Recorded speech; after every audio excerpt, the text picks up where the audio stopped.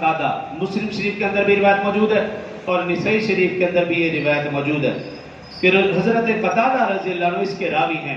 رسول اللہ صلی اللہ علیہ وسلم نے ارشاد فرمایا، اس کا باقاعدہ حوالہ موجود ہے، بزرگوں کا عمل بھی رہا ہے ہمیشہ، یہ کوئی اپنی طرف سے نہیں کیا.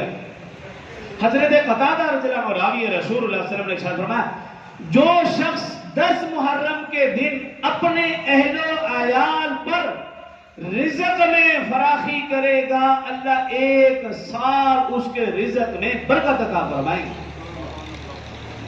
یہ کام کر لیں روزوں کے ساتھ ساتھ، یہ کام کہ 10 محرم الحرام کا دن آپ اپنی حیثیت کے مطابق ہو سکتا ہے جو اچھا کھانا بنائیں، اپنے اہل و عیال کے لیے حکم ہے. لیکن اگر اپنے اہل و عیال کے ساتھ ساتھ کسی غریب کو، کسی مستحق کو، کسی فقیر کو، کسی حافظ قاری عالم دین کو، کسی نیک بندے کو باعزت طریقے کے ساتھ گھر میں بٹھا کر کھانا کھلاتے ہیں تو یہ گناہ نہیں، یہ ثواب ہے. گناہ کیا ہے؟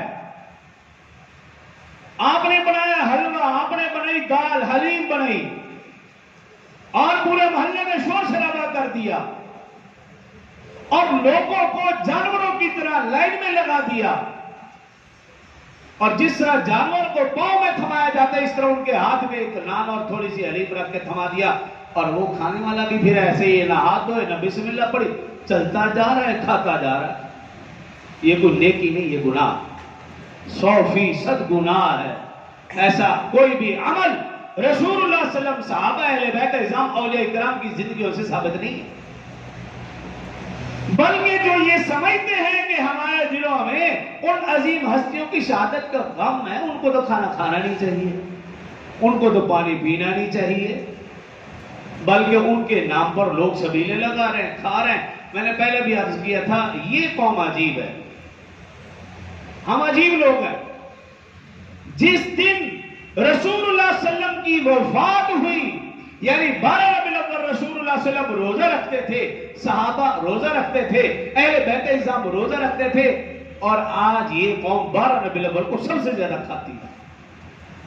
اور جس دن سیدنا حسین رضی اللہ عنہ کی شہادت ہوئی، وہ بغیر کھائے پیے اس دنیا سے چلے گئے. یہ عجیب قوم ہے، نانے کی وفات پر بھی جشن منا رہی ہے، اور نعوذ باللہ نواسے کی شہادت پر بھی سب سے زیادہ کھا پی رہی. حالانکہ 10 محرم کو رسول اللہ صلی اللہ علیہ وسلم، صحابہ، اہل بیت اعظام، اولیاء کرام، بزرگان دین، سلف صالحین، اکابرین آج تک روزہ رکھتے رہے، اور ہم انہی دنوں میں سب سے زیادہ کھا رہے ہیں. اور پھر دم بھی بھرتے ہیں آقا سے محبت کا، دم بھی بھرتے ہیں سیدنا حسین رضی اللہ عنہ سے محبت کا اور غم کا، اور ہمارا عمل بالکل منافق. تو ان چیزوں کا خیال رکھنا ہے. اور پھر یاد رکھنا